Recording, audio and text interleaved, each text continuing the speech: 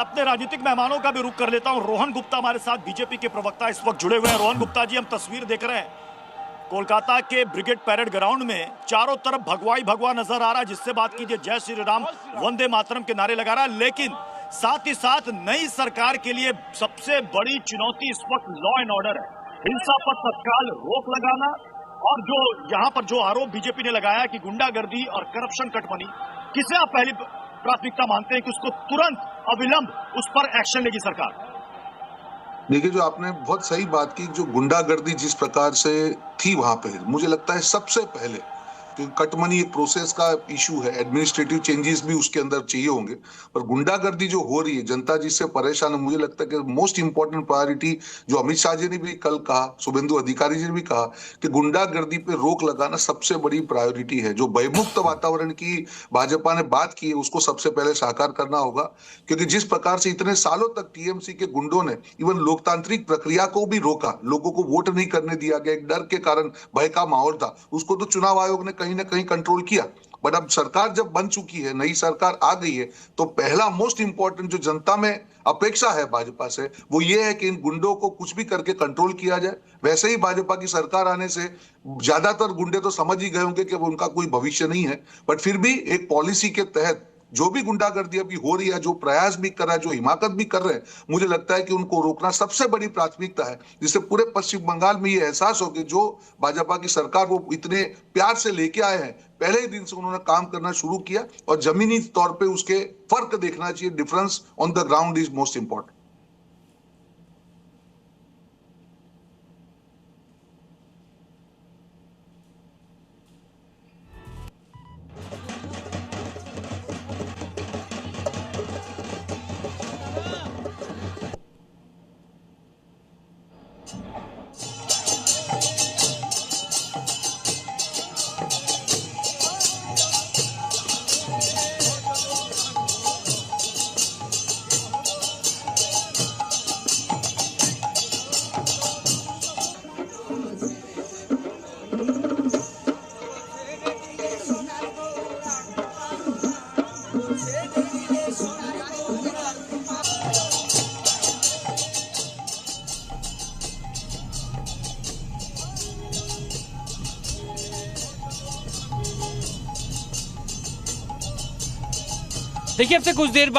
देखिए अब से कुछ देर बाद प्रधानमंत्री नरेंद्र मोदी का काफिला यहाँ से निकलेगा। हालांकि मैंने पहले भी जैसा बताया कि इस पूरे रास्ते पे जगह जगह बंगाल पुलिस इस वक्त है, जगह जगह सीआरपीएफ के जवान हैं, और वो इसलिए ताकि जो प्रोसेस है, जो प्रोटोकॉल है, उसको फॉलो किया जाए। उसके पहले तकरीबन 9:15 बजे के आसपास शुभेंदु अधिकारी अपने घर से निकले थे। जो मुख्यमंत्री का जो प्रोटोकॉल होता है उसके साथ निकले थे। भगवा रंग का कुर्ता उन्होंने पहना था, हाथ जोड़े उन्होंने सबके सामने और सीधा एयरपोर्ट के लिए निकल चुके थे। एयरपोर्ट वो पहुंच चुके हैं, लेकिन मैं आपको एक बार फिर से यहाँ की तस्वीर दिखाऊंगा। आप रास्ते में देखेंगे तो इस पूरे रास्ते पे आपको भगवा झंडे दिखाई देंगे। प्रधानमंत्री नरेंद्र मोदी का जो कटआउट है वो आपको सड़कों पे दिखाई देगा। यानी बंगाल इस वक्त पूरी तरीके से भगवामय हो चुका है। और इस बीच अब से कुछ देर बाद जो काफिला है प्रधानमंत्री का वो निकलेगा और उसको फॉलो करते हुए हम भी पहुंचेंगे उस ग्राउंड में जहां पे शपथ ग्रहण समारोह होगा। लेकिन इस बीच ये पूरा का पूरा शहर और जो जिस तरीके से आज जो बॉडी लैंग्वेज भी थी शुभेंदु अधिकारी की, जो हमने देखी कि जैसे घर से निकले, इंतजार, हालांकि अभिजीत अय्यर मित्रा जी, जिस बंगाली अस्मिता को ममता बनर्जी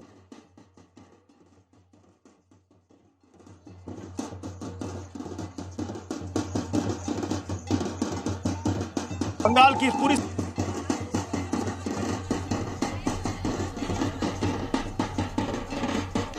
तो अब से कुछ देर बाद, मैं जैसे बार बार कह रहा हूं कि अब से कुछ देर बाद काफिला निकलेगा प्रधानमंत्री का, नरेंद्र मोदी साथ में होंगे। और चूंकि शुभेंदु अधिकारी, जैसे मैंने पहले बताया कि 9 बजे उनके घर से निकलने का वक्त था, लेकिन 9:15 बजे वो घर से निकले। घर से निकलने के बाद सीधा वो एयरपोर्ट पे आए। प्रधानमंत्री यहाँ पर आ रहे हैं और ऐसे में उनको रिसीव करके प्रोटोकॉल के तहत सीधा उस ग्राउंड तक जाना है जहाँ पर शपथ ग्रहण समारोह होगा। मैं भी देखिए लगातार उस रास्ते, हालांकि यहाँ पर कई जगह अवरोध भी है और वो इसलिए ताकि रास्ते में आपको बंगाल पुलिस के जवान दिखाई देंगे। यहाँ पे जो आपकी गाड़ियां चलती हुई दिखाई दे रही हैं उनमें भाजपा के झंडे हैं और इस बीच देखेंगे आपको मैं एक बार फिर से अपने दाहिनी तरफ दिखाने की कोशिश करता हूं। आपको जगह जगह यहाँ पर पुलिसकर्मी बैठे हुए हैं। वो इसलिए कि जैसे ही प्रधानमंत्री का काफिला इस रोड से गुजरेगा इस रास्ते को बंद कर दिया जाएगा। यहाँ से तकरीबन 35 मिनट की दूरी है उस जगह की, उस ग्राउंड की जहाँ पर प्रधानमंत्री को पहुंचना है। शुभेंदु अधिकारी साथ में है। इसके अलावा उस ग्राउंड पे भी तमाम जो बीजेपी के मुख्यमंत्री हैं वो वहां पर पहुंच चुके हैं, लेकिन सबसे महत्वपूर्ण शुभेंदु अधिकारी हैं। शुभेंदु अधिकारी जब वहां पहुंचेंगे जिनको सुनने के लिए, जिनके और प्रधानमंत्री नरेंद्र मोदी की बातें सुनने के लिए जो लाखों की संख्या में लोग वहां पर पहुंचे हैं, वो इसी रास्ते से, जिस रास्ते पर फिलहाल मैं मौजूद हूं, जिस रोड पे एयरपोर्ट के पास में मौजूद हूं, इसी रास्ते से वो निकलेंगे और सीधा उस ग्राउंड की ओर रवाना होंगे।